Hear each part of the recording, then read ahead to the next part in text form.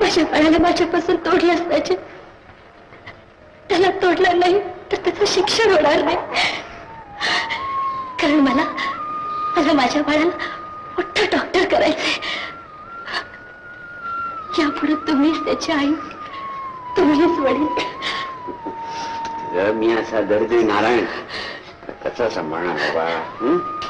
पैशाची काळजी करू नका.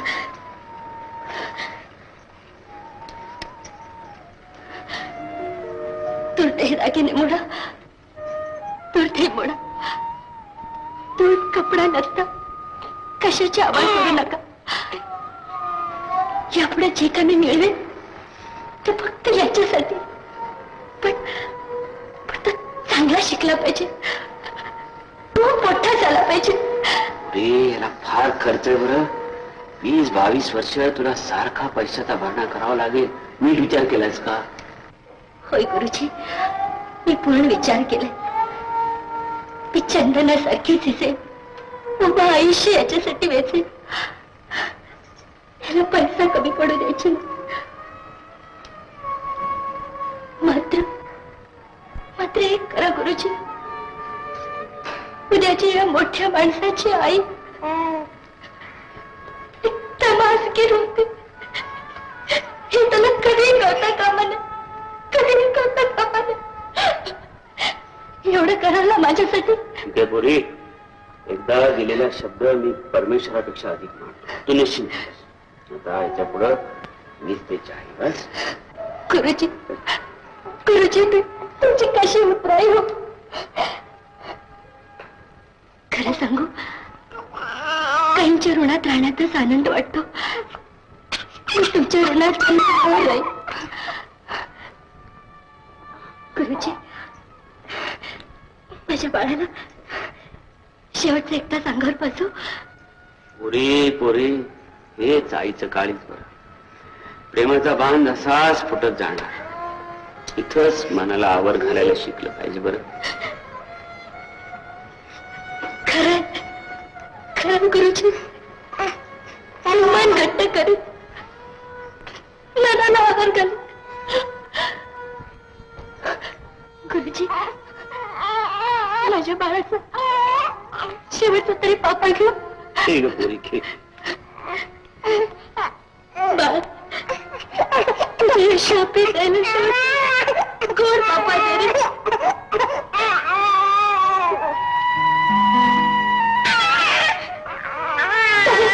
पुढे अगं बाळाचं नाव काय करायचं?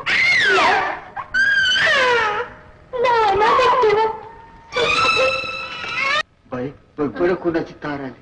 तार?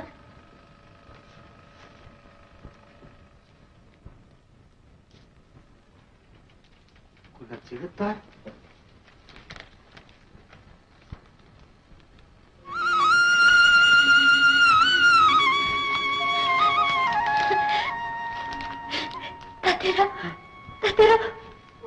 माझा नवीन डॉक्टर झाला. तो पहिला आला. त्याला किती गोल्ड मेडल मिळालंय. म्हणजे काय मिळालं? सोन्याचा पदक. सोन्याचं पदक? माझं स्वप्न साकार झालं. असं वाटतं असं धावत जावं आणि माझ्या लेकराला पोटाशी धरावं. दिवस केलंच तिचं सार्थक झालं. मी माझ्या पैशाचं पेढ घेऊन येतो.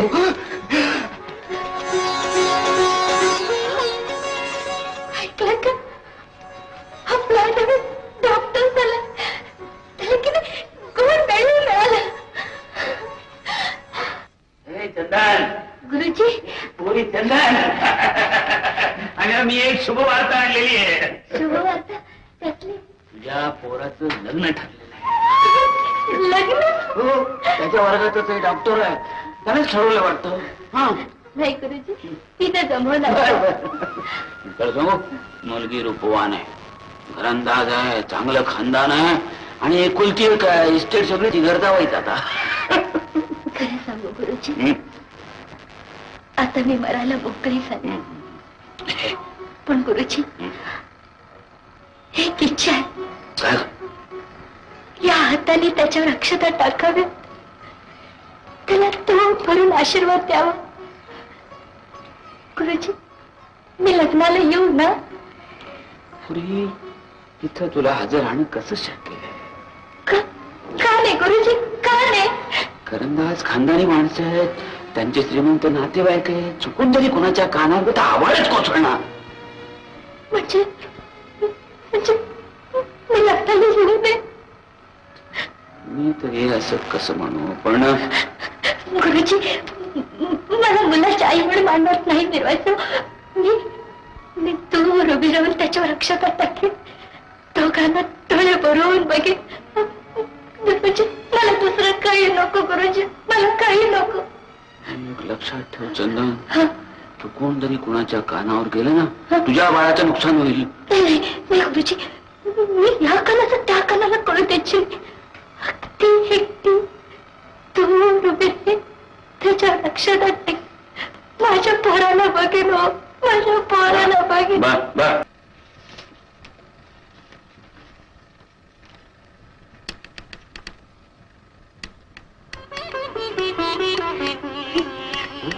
तात्याला मला नातू झालं. म्हणजे तू आजी झाली.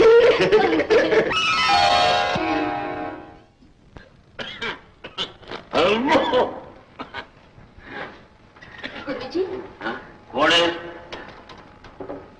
गुरुजी, चंदन, आशीर्वाद.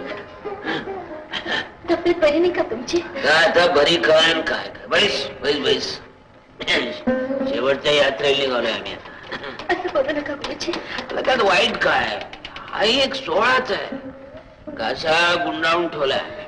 वरच्या महाराजांनी दरवाजावर थाप मारली त्यांना सांगणार, आमच्यासाठी तुमचा खोळंबा नाही होणार, आमचा बिस्तर बांधून ठेवलाय. असं का बोलता? वाईट काय? हा, पत्र मिळालं आणि पोटच्या पोरीसारखी धावत आलीस, बरं वाटलं. आम्ही असे निपुत्रिक, तेही सुख तू आम्हाला दिलीस. तुझा पोरगा माझा अनामिक माझजवळ ठेवलास, वटलेल्या झाडाला पालवी फुटावी ना असं झालं. एक नाही, दोन नाही, 22 वर्ष तू माझजवळ ठेवलं. त्याचं पालन पोषण केलंस, त्याचं शिक्षण केलंस.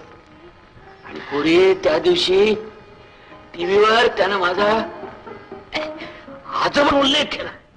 त्या दिवशी ईश्वराला म्हटलंय, सगळं काही मिळालं, चांडा आता घेऊन जा. एक राहिलं. काय? हा जीव घेणा कोण मारा मी आज संपवणार आहे. मुक्ती नाही आम्हाला, जीव घुटमळत राहणार इथल्या इथं. 20 वर्ष इथं लपून ठेवलं नाही बाळे, मी आज सांगणार. म्हणजे कुणाला सांगणार? म्हणजे पोराला, माझ्या अनामिकाला. अनामिकाला? त्याला बोलवलंय. आज येतो म्हणून तार आली त्याची. गाडी आली वाटते, तुझा अनामिकच आलाय. अनामिक? गुरुजी, गोंधळीस का? नाही गुरुजी, नाही. मी अनामिक समोर नाही, मला धीर होत नाही. मी आज जाते.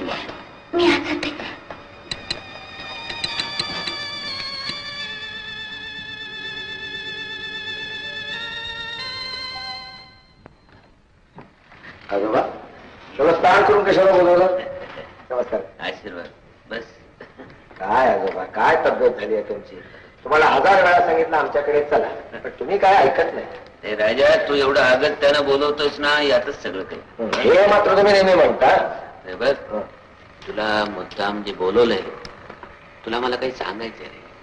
मला काय सांगायचंय? मनाची तयारी करून ठेव. मी जे सांगणार आहे ते तुला सहन होणार नाही. सांगा सांगा आजोबा, लवकर सांगा. काय आहे? बाळ अनामिक, तुझं नाव जरी अनामिक असलं तरी तू आई विना पोरका नाहीच रे. काय? मला आई आहे? आजोबा सांगा, कुठे आहे ती? तुला आई आहे, या घटकेला या घरात आहे. खरं खरं सांगताय आजोबा? पण बाळा, ती कोण आहे तुला समजलं तर वेडापिशासारखा तर वागणार नाहीच ना. नाही, पण अशी कोण आहे ती? ती तमासगिरी नाही. काय? माझी आई एक तमासगीर? काय सांगताय आजोबा? होय बाळा, तुझे वडील तुझ्या जन्माआधी वारले नसते तर कदाचित जगालाही कळलंही नसतं. फार फार सोसावं लागलं. अरे तुला मोठा करावा म्हणून ती चंदनासारखी रेंजली. तुला लागणारा पैसा, अडका, शिक्षण, कॉलेजचा खर्च, हॉस्टेल सारं ती देत होती. मी केवळ निमित्त तुझ्यापर्यंत आणून पोचत होतो. बाळा, आता तिची एक शेवटची इच्छा. तिचे अखेरचे दिवस, सरते दिवस तुझ्या घरात तुझ्या मुलाबाळांच्या संगतीत जावेत एवढी इच्छा आहे. नाही म्हणू नकोस. पण आजोबा, मला माहिती आहे बाबा, तुझी बायको, तुझे सासरे घरंदाज घराण्यात धक्का बसेल त्यांना. आजोबा, सगळं उद्ध्वस्त होईल. बाळ, मी तुला कोणात टाकत नाही रे. मी तुझ्या घरी तुझ्या आई म्हणून नाही, गुरुजींची कोणी लांबची नातेवाईक आहे म्हणून. आजपर्यंत मी कोणापुढे हात पसरला, तुझ्या पुढे पदर पसरते. तुझ्या घरी मला नुसती मोलकरीण म्हणून तरी येऊ दे रे. गाडीच्या डोळ्याने तुझा संसार बघ. काही नको मला, काही नको, आता काही नको.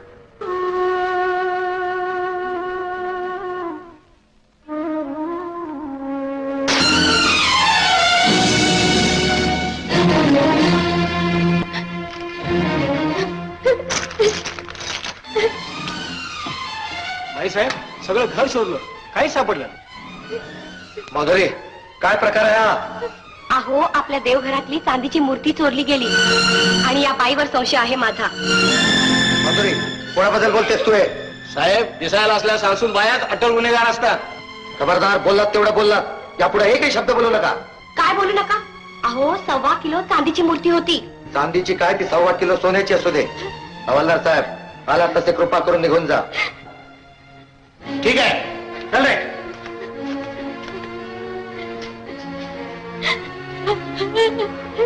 आई, माफ कर मला.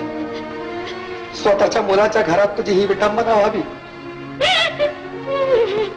परमेश्वरा, कोणत्या जन्माचा शाप तू आम्हाला भोगायला लावतोय?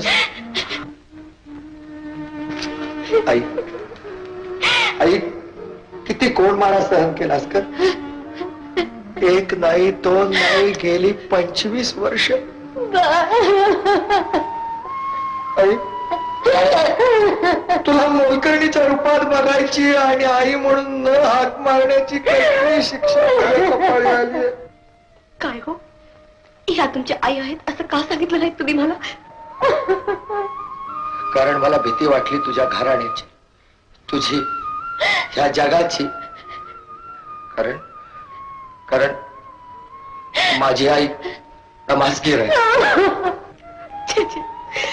इतक्या दिवसात आपल्या पत्नीला, तुमच्या माधुरीला ओळखलं नाही तुम्ही. सासूबाई, मला क्षमा करा. सासूबाई, मला क्षमा करा.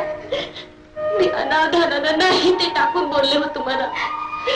माझे अपराध पोटात घाला सासूबाई, माझे अपराध पोटात घाला.